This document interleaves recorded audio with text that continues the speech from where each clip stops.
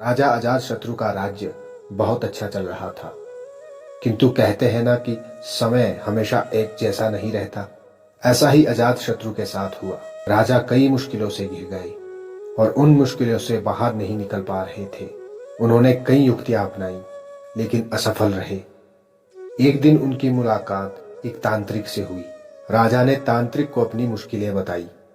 तांत्रिक ने राजा की बातों को ध्यान से सुना, फिर उसने एक उपाय बताया। तांत्रिक ने कहा, आपको पशु बलि देनी पड़ेगी, तभी आपकी मुश्किलों का समाधान होगा। पहले तो राजा काफी सोच विचार में पड़ गए, लेकिन उन्हें जब कोई भी रास्ता ना दिखा तो उन्होंने तांत्रिक की बात मान ली। तांत्रिक के कहे अनुसार एक बड़ा अनुष्ठान किया गया। पशुओं को मैदान में बलि देने के लिए बांध दिया गया। संयोगवश उस समय महात्मा बुद्ध राजा के नगर में पहुंचे। वे उसी स्थान से गुजर रहे थे जहां पर राजा ने अनुष्ठान कराया था। महात्मा बुद्ध ने जब देखा कि निर्दोष पशुओं की बलि दी जाने वाली है, तो वे राजा के पास गए और बोले, हे राजन, आप इन निर्दोष पशुओं को क्यों मारने जा रहे हैं? राजा बोले, हे महात्मन, मैं इन्हें मारने नहीं अपितु राज्य के कल्याण के लिए इनकी बलि देने जा रहा हूं, जिससे सारे राज्य का कल्याण होगा। महात्मा बुद्ध बोले, क्या किसी निर्दोष जीव की बलि देने से किसी का भला भी हो सकता है?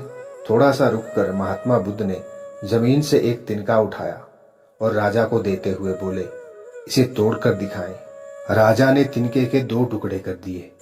बुद्ध बोले, अब इसे पुनः जोड़ दें। राजा बोले, महात्मन, यह आप कैसी बातें कर रहे हैं?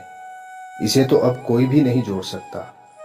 तब बुद्ध राजा को समझाते हुए बोले, राजन, जिस प्रकार इस तिनके के टूट जाने के बाद आप इसे नहीं जोड़ सकते हैं, ठीक उसी प्रकार जब आप इन पशुओं की बलि देंगे तो यह निर्दोष जीव आपके कारण मृत्यु को प्राप्त होंगे और इन्हें आप दोबारा जिंदा नहीं कर सकते, बल्कि इनके मरने के बाद आपको जीव हत्या का दोष लगेगा और आपकी मुश्किलें कम होने की बजाय और भी कहीं अधिक बढ़ जाएंगी, क्योंकि किसी भी जीव को मारकर कोई भी व्यक्ति खुशी नहीं प्राप्त कर सकता। आपकी समस्या का हल निर्दोष जीवों को मारने से कैसे हो सकता है?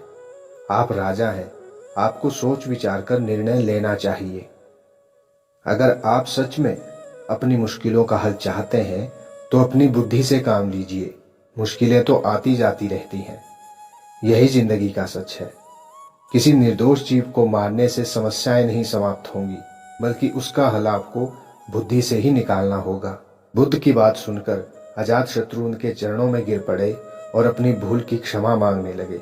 और इसके बाद अजातशत्रु ने ऐलान करा दिया कि अब से उनके राज्य में किसी निर्दोष जीव की हत्या नहीं की जाएगी।